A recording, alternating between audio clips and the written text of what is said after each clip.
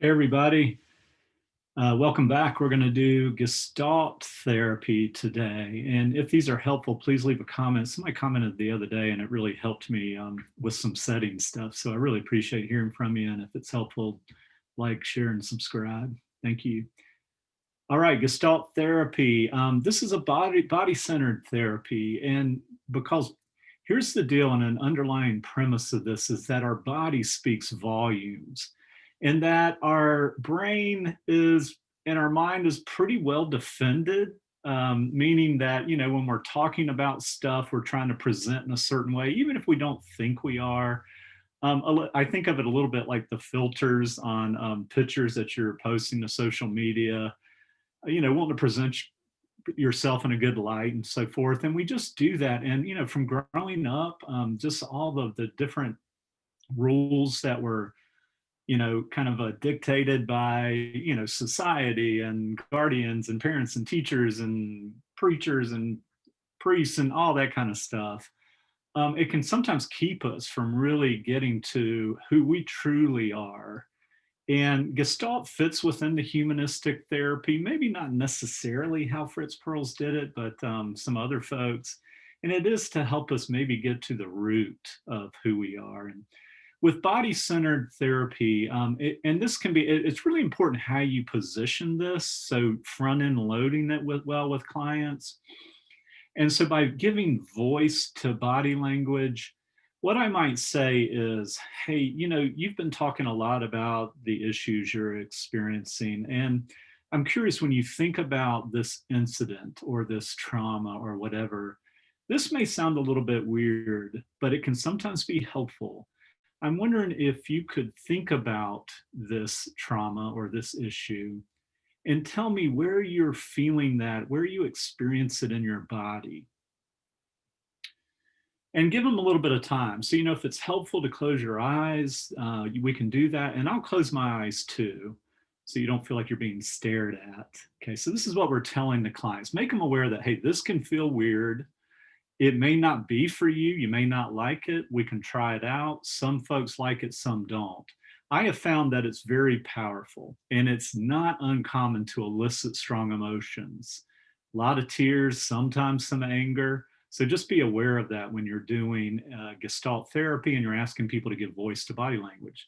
So somebody may think about a particular issue they're experiencing and say, yeah, I really feel it in my heart or my chest.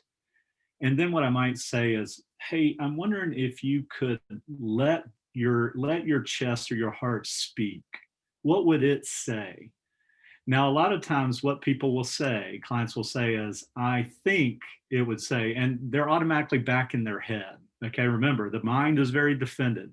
So I might say, yeah, we can definitely talk about it as we have been, but I'm kind of curious, what would your heart just say? If it could speak, what would it say? Just speak as if your heart is speaking. And people can kind of get into it, so it can be a little awkward at first, but once they get into it, it can really flow.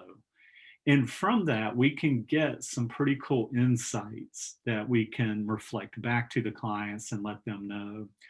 Another thing we can do with that, when somebody starts to get into it and you're giving voice to maybe the tension in their shoulders or the tightness of the stomach or, the restriction in the heart or whatever, is we can ask them if they want to role play with that, which is also called empty chair.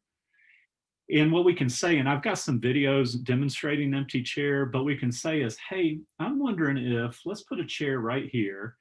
And if you could speak to that, let your heart speak and then speak back to your heart.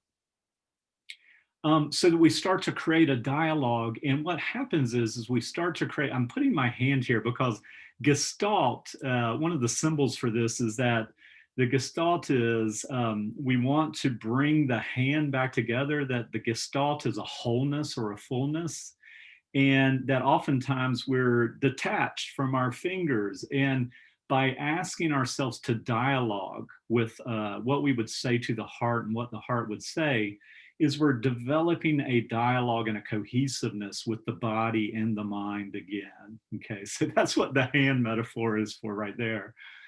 So then we can ask them to do that. And what I'll say is what my experience is. Now, some people will not be into it, okay? Because remember, counseling is what works for whom and when, and there's never just one model for all clients. But there will be, what I find is that it can be a little awkward at first and people really get into it and they start switching chairs. You don't have to ask them. And they can be talking to their heart or it could be to a past relative, or it could be to a teacher that they loved or didn't love, or coach, or whatever it might be. It's a way to help develop this wholeness again and to get some experience and put voice, to what we've been experiencing. So when you hear body-centered therapy is what you hear more of, always go back to Gestalt and look at some videos and read those chapters in the text to understand where this comes from, because I think it really can be powerful to give voice to our body language. And it can help us maybe get, I don't like to use the term deeper, but I am, beyond what the defended mind can actually reach and then process. We can really provide some rich stuff, release a lot of repressed emotions. So be prepared for that as a counselor. There can be a lot of tears and anger. All right, if this was helpful, please let me know. I appreciate your comments. I appreciate the good work you're doing, and we will see you on the next video. Take good care.